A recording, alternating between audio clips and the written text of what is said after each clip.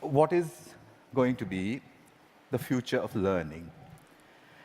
I do have a plan, but in order for me to tell you what that plan is, I need to tell you a little story which kind of sets the stage. I tried to look at where did the kind of learning we do in schools, where did it come from? And you can look far back into the past, but if you look at present-day schooling the way it is, it's quite easy to figure out where it came from. It came from about 300 years ago. And it came from the last and the biggest of the empires on this planet.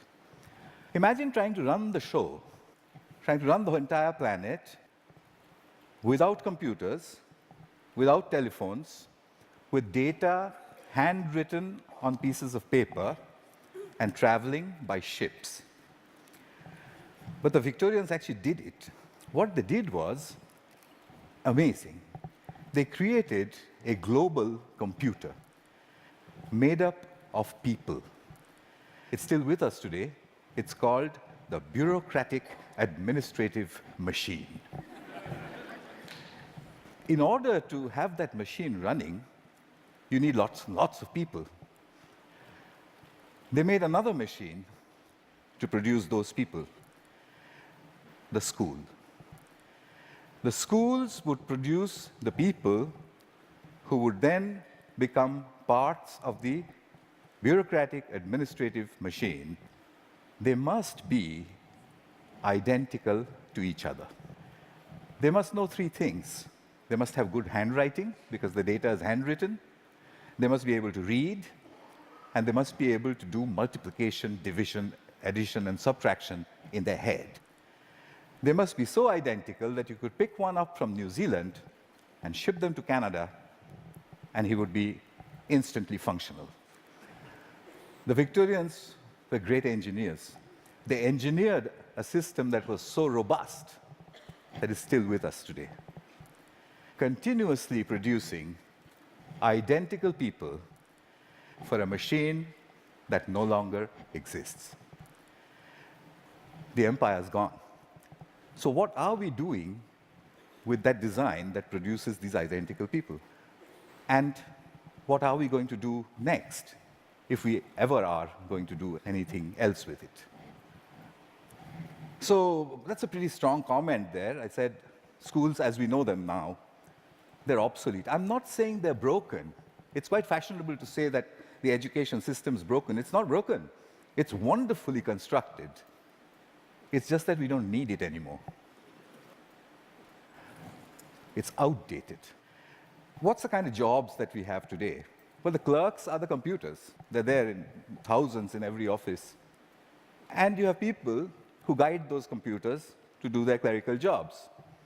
Those people don't need to be able to write beautifully by hand. They don't need to be able to multiply numbers in their heads. They do need to be able to read. In fact, they need to be able to read discerningly.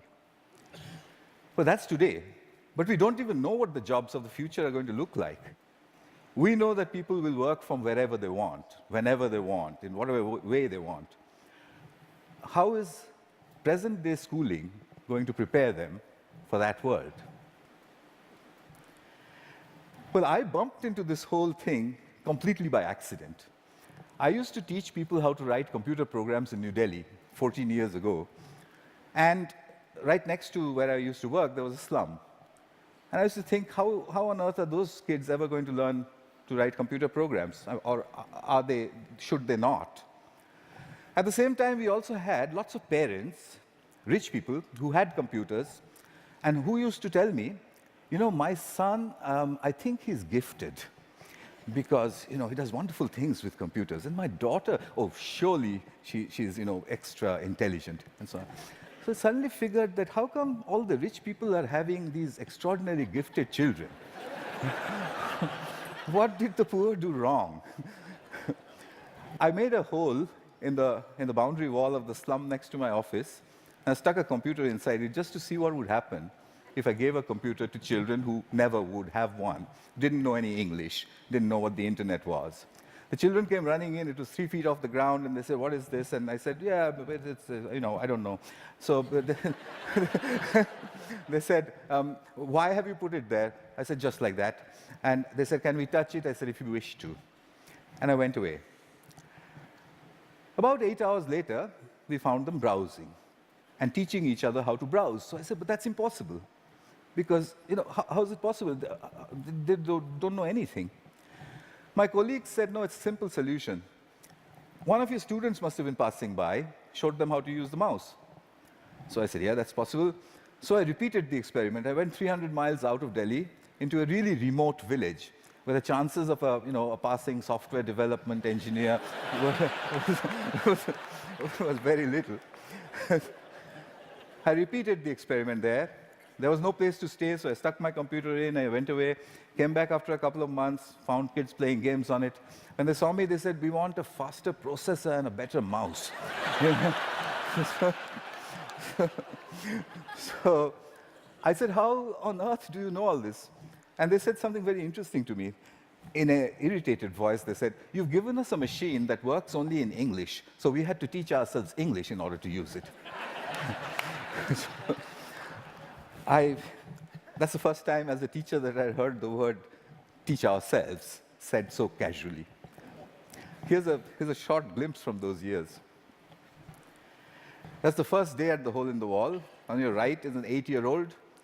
To his left is his student. She is 6, and he's teaching her how to browse. Then on to the other parts of the country. I repeated this over and over again, getting exactly the same results everywhere.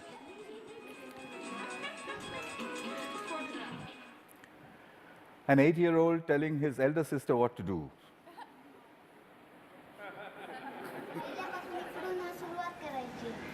And finally, a girl explaining in Marathi what it is and said, "There's a processor inside." So I started publishing. I published everywhere. I wrote down and measured everything, and I said, in 9 months, a group of children left alone with a computer in any language would reach the same standard as an office secretary in the West. I'd seen it happen over and over and over again. So then people said, "Well, how far will it go? Where does it stop?" I decided I would destroy my own argument by creating an absurd proposition. I made a hypothesis, a ridiculous hypothesis. Tamil is a South Indian language, and I said, "Can Tamil-speaking children in a South Indian village learn the biotechnology of DNA replication in English from a street-side computer?" And I said, "I'll measure them, they'll get a 0. I'll spend a couple of months, I'll leave it for a couple of months, I'll go back, they'll get another 0. I'll go back to the lab and say, we need teachers." I found a village. It was called Kali Kuppam in southern India. I put in hole-in-the-wall computers there, downloaded all kinds of stuff from the internet about DNA replication, most of which I didn't understand. The children came rushing and said, "What's all this?" So I said, "It's very topical, very important. It's all in English." So they said, "How can we understand such big English words and diagrams and chemistry?" So by now, I had developed a new pedagogical method, so I applied that. I said, "I haven't the foggiest idea." and anyway, I'm going away. So I left them for a couple of months. They'd got a 0. I gave them a test. I came back after 2 months, and the children trooped in and said, "We've understood nothing." So I said, "Well, what did I expect?" So I said, "Okay, but how long did it take you before you decided that you can't understand anything?" So they said, "We haven't given up. We look at it every single day." So I said, "What? You don't understand these screens, and you keep staring at it for 2 months. What for?" So a little girl, who you'll see just now, she raised her hand, and she says to me in broken Tamil and English, she said, "Well, apart from the fact that improper replication of the DNA molecule causes disease, we haven't understood anything else."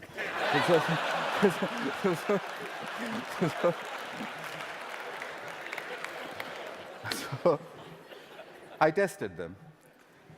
I got an educational impossibility, 0 to 30% in 2 months in the tropical heat with a computer under the tree in a language that they didn't know, doing something that's a decade ahead of their time. Absurd. But I had to follow the Victorian norm. 30% is a fail. How do I get them to pass? I have to get them 20 more marks. I couldn't find a teacher. What I did find was a friend that they had, a 22-year-old girl who was an accountant, and she played with them all the time. So I asked this girl, can you help them? So she says, absolutely not. I didn't have science in school. I have no idea what they're doing under that tree all day long. I can't help you. I said, I'll tell you what, use the method of the grandmother. So she says, what's that? I said, stand behind them. Whenever they do anything, you just say, well, wow, I mean, how did you do that? What's the next page? Gosh, when I was your age, I could have never done that. I mean, you know what grannies do. So she did that for 2 more months. The scores jumped to 50%.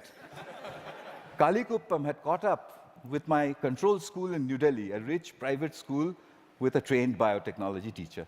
When I saw that graph, I knew there is a way to level the playing field. Here's Kalikuppam. Neuron cell death and communication. I got the camera angle wrong in that one is just amateur stuff, but what she was saying, as you could make out, was about neurons, but her hands were like that, and she was saying neurons communicate at 12. So what are jobs going to be like? Well, we know what they're like today.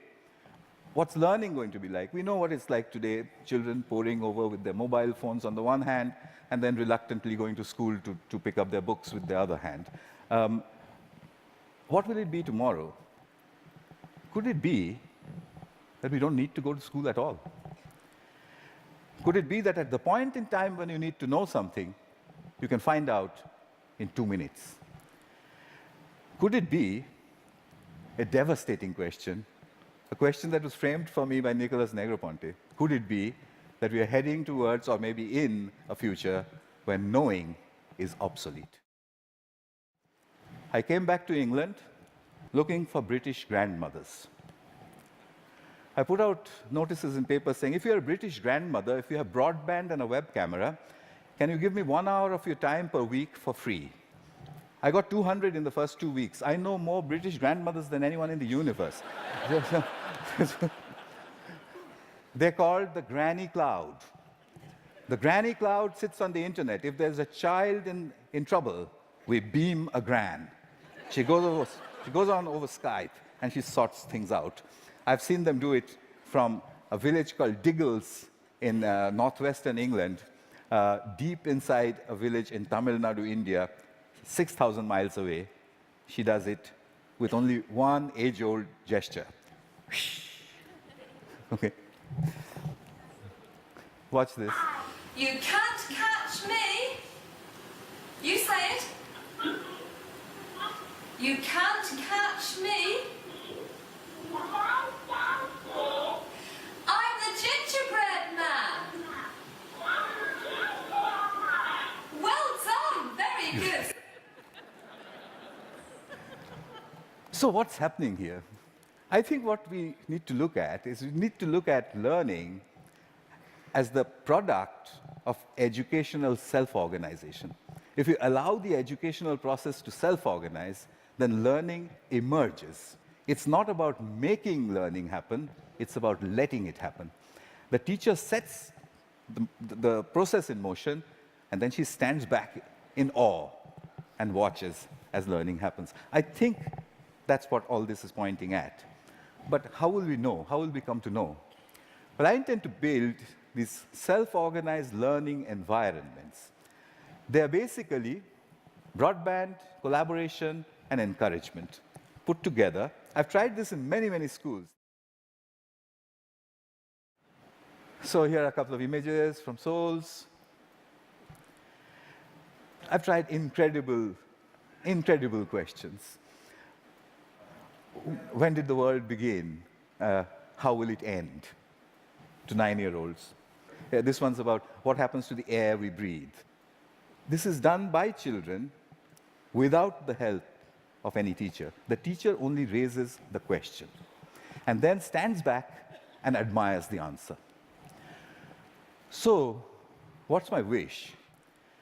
My wish is that we design the future of learning. We don't want to be spare parts for a great human computer, do we? So we need to design a future for learning. And I've got to get this wording exactly right, because, it's very important. My wish is to help design a future of learning by supporting children all over the world to tap into their wonder and their ability to work together. Help me build this school. It will be called the School in the Cloud. Thank you. Thank you very much.